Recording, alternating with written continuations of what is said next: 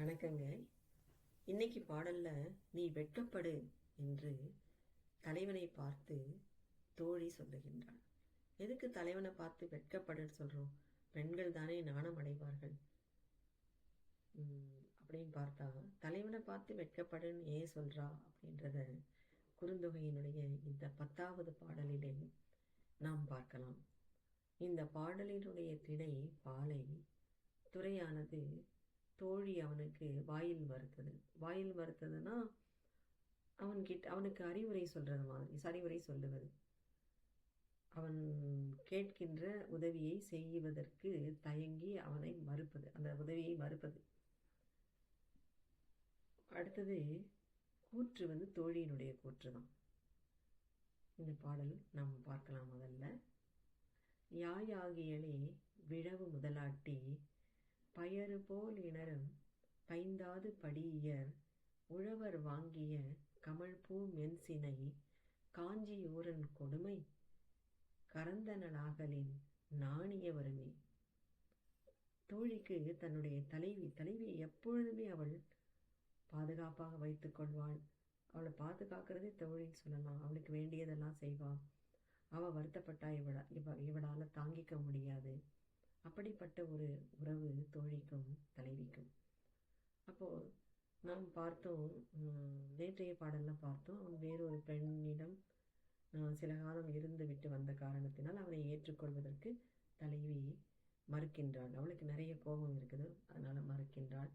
தாய்மை அடைந்திருக்கின்றாள்னு பார்த்தோம். மறுபடியும் அவன் தோழிக்கிட்ட கெஞ்சிக்கிட்டே நிற்கிறான். எப்படியாவது நான் தலைவியை சந்திக்க வேணும், தலைவியை பார்க்காம என்னால் இருக்க முடியாது அப்படின்லாம் சொல்லும்போது அவனை இடித்துரைக்கின்றாள். என்னைக்கு தான் உனக்கு தலைவியை பார்க்காம இருக்க முடியாதுன்னு தோணுதா? இத்தனை நாள் எங்க இருந்த, எப்படி இருந்த அப்படின்றத மாதிரி அவனுடைய கொடுமையை சுட்டி காட்டுகின்றாள். இங்கே தோழி தலைவி தாய்மை அடைந்திருக்கின்றாள். தாய்மை பருவம் அவள் உடல் பூரித்து உள்ளம் மகிழ்ச்சியிலே திளைத்து இருக்க வேண்டும். விழவு முதலாட்டி அவள் நிறைய விழாக்களுக்கெல்லாம் நீ அவளை கூட்டிட்டு போயிட்டு சந்தோஷப்படுத்தணும்.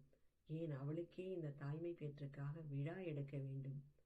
இதெல்லாம் இருக்குது. ஆனா அதையெல்லாம் நீ விட்டுட்டு இருந்தது எப்படி தெரியுமா இருக்குது? நீ மருத நில தலைவன். மருத நில தலைவன் எப்படின்னா, அந்த மருத திணை மருத திணை தான். மருத நிலத்துல இருக்கிற மரங்கள் காஞ்சி மரங்கள். அந்த மரங்கள்லாம் வயலோரத்துல நிறைய மரங்கள் இருக்கும். அந்த மரங்கள்ல இருக்கிற பூங்கொத்துக்கள்லாம் எப்படி இருக்கும்? பூங்கொத்துக்கள்லாம் கொத்து கொத்தா பூத்திருக்கும். அதற்குள்ள இருக்கிற மகரந்தங்கள் எல்லாம் எப்படி இருக்கும் என்று கேட்டால், அதாவது சிறிய அளவிலே இருக்கின்ற பயறு வகைகளை போல. இப்ப பச்சை பயிரெல்லாம் கூட நம்ம பார்க்குறோம், மிகச்சிறிய அளவில் இருக்குது. அப்படி அந்த பயறு வகைகளை போல காஞ்சி மரங்களினுடைய பூங்கொத்துக்களிலே இருக்கின்ற மகரந்த பொடிகள் இருக்குமா. இந்த உழவர்கள்லாம் என்ன பண்ணுவாங்க, வேலை செஞ்சுட்டு விளையாட்டாவோ இல்லை எதுக்காகவோ அந்த வயலோரத்தில் இருக்கிற காஞ்சி மரங்களுடைய கிளைகளை எல்லாம் பிடித்து அவர்கள் உலுக்குவார்கள், ஆட்டுவாங்க. அப்படி ஆட்டும் போது அந்த மலர் கொத்துகளிலே இருக்கின்ற மகரந்தங்கள் எல்லாம் அந்த உழவர்கள் மேல விழும். அப்படி உழவர்கள் மேல அது விழும். அதாவது நல்ல வளமான நிலத்துல சொந்தக்காரங்களா இருக்கிறாங்கன்றது தான். அந்த மாதிரி நீ இவ்வளவு நாளும் ரொம்பவும் நல்லாவே ஜாலியா இருந்தேன்னு சொல்றான். உழவர்களை போலத்தான் நீயும் அந்த மலர்களை எல்லாம், மலர்கள்ல இருக்கிற மகரந்தங்கள் பலவாறான கொத்து கொத்தா இருக்கிற பூக்கள்ல இருந்து நிறைய மகரந்தங்கள் விடும். அதே போல நீ நல்லா இத்தனை நாளும் அந்த பெண்களோடு, பொது பெண்ணிரோடு நன்றாக கழித்து வந்திருக்கின்றாய். ஆனா தலைவி எப்படி இருக்கிறா தெரியுமா? உண்மையில பார்க்க போனா அவ சந்தோஷமா இருக்க வேண்டியவள், தாய்மை பேற்றை அடைந்திருக்கின்றாள். அவள் விழாக்க ஆன வேண்டியவள். ஆனால் அவள் வாடி இருக்கின்றாள். அதே சமயத்துல இப்படிப்பட்ட நிலத்திற்கு சொந்தக்காரனாக, நல்ல வளம் பொருந்திய நிலத்திற்கு சொந்தக்காரனாக இருக்கின்ற நீ, இப்படி நீ மகிழ்ந்திருப்பதற்கான செல்வ வளத்திற்கும் அவள்தான் காரணம். செல்வத்தை ஈட்டுவதற்கு உனக்கு உறுதுணையாக இருந்திருக்கிறா. அப்படிப்பட்ட அவளை நீ தவிக்க விட்டுவிட்டு நீ கொடுமை செய்தாள். காஞ்சி ஊரன் கொடுமை.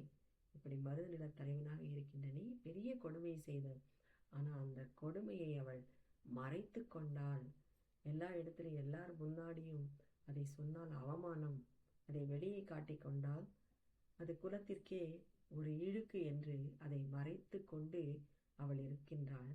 நீ என்னடானா நீ பாட்டுக்கு போனேன், அங்கே நல்லா கழித்து சந்தோஷமாக இருந்துட்டு இங்கே வந்து இங்கே மறுபடியும் உடனடியாக உன்னுடைய செயலை எல்லாம் அப்படியே மறந்துட்டு மன்னிச்சுட்டு உடனே தலைவியை வந்து உன்னை ஏற்றுக்கணும்னு நீ நினைக்கிற இல்லையா? எவ்வளோ பெரிய தப்பு அது. நீ செய்ததை நீ நினச்சே பார்க்க மாட்டியா?